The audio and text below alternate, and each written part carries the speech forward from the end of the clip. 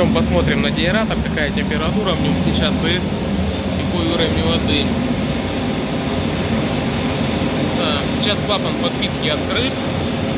И температура 47 градусов. В него пар уже не подается, пар закончился пока. Подается холодная вода. И мы видим, температура падает. Вот. А водичка тем временем, можем смотреть по водоуказательному стеклу. Здесь будет плохо видно, но она сюда набирается. И должно дойти до вон той отметки. ВР, верхний регулируемый уровень. Сейчас разожгли котел. Вот этот. Из котла пар по этой трубе подается в коллектор. Из коллектора по крайней правой задвижке он через узел с вентилями попадает в генератор через регулирующий клапан. Обводная линия закрыта. Также пар помимо этого подается в верхнюю часть котла, в воздушное пространство.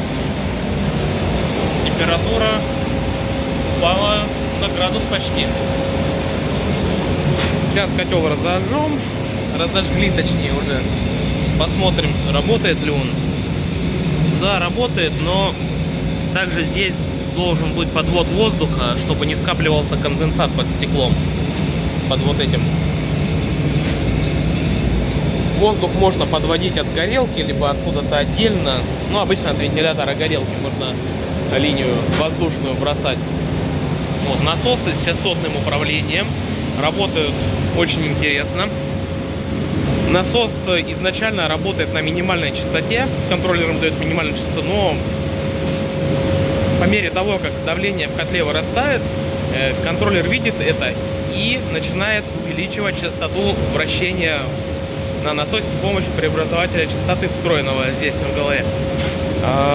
Функции, зачем я говорю функции, которые заложены в этих кнопках, они не работают, они с завода отключены, которые поставляют. Чтобы включить эти функции, нужно иметь специальный модуль, которого, к сожалению, у нас нет. Да он, собственно, нам и не нужен, потому что насосы и так работают с котлом хорошо. На каждом котле два насоса, рабочий резервный. Рабочий резервный переключается с помощью банального переключателя. Такую схему предлагает Bosch. Вода в котел подается на данный момент с температурой почти 50 градусов.